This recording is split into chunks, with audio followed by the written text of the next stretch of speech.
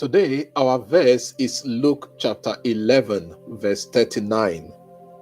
And the Lord said to him, "Now you Pharisees cleanse the outside of the cup and of the dish, but inside you are full of greed and wickedness." The word Pharisee, Pharisaios, means to be set apart or separated. The Pharisees distinguished themselves in the following of the Torah, the law, and the tradition of its interpretation. Because they felt they observed the law faithfully, the Pharisees despised other people who were not as righteous as they were.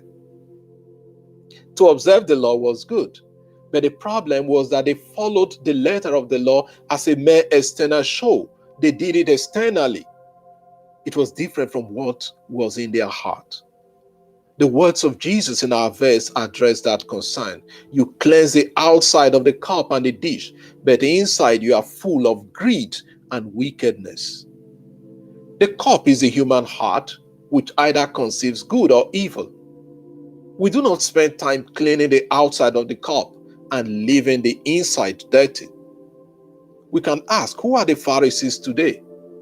The Pharisee could be anyone who is very pious, who claims to be righteous, going to church, keeping the commandments, and living his life faithfully externally, yet using the external actions as a mere facade to cover what is within. It is not enough to keep the laws externally. What is most important is living out the virtues that impact on the lives of others. What lessons do we learn from this verse? First, do not be judgmental. We may condemn people inside and pretend to love them externally. Second, conceive good always in the heart and act towards people from the worth of goodness within the heart. In other words, let what we have inside of us actually reflect in the way we live out our lives and relate with other people.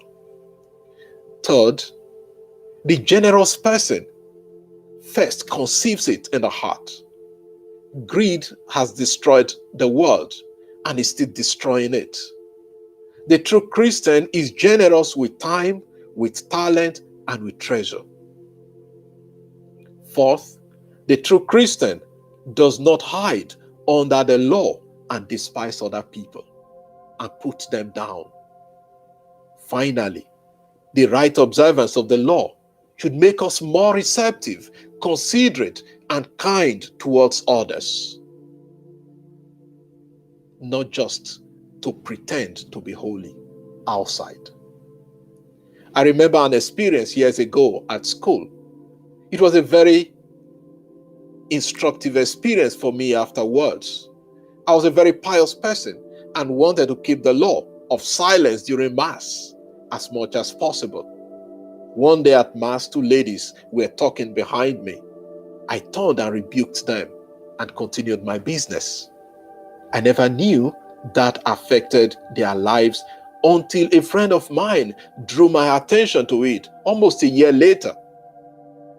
Those ladies had decided that they would never have anything to do with me, even when my friend asked them to come to me for counseling when they were having some issues. You see, my piety was destructive rather than bring people closer to God. If I had acted to them with love, they would have taken my action positively. This experience was an invaluable lesson for me, and even today, it has remained with me. Thanks to my friend that I was able to reconcile with those wonderful ladies, and today we are still friends. What do I present to people outside? Is it this pious and holy person who really within is not at right with them externally?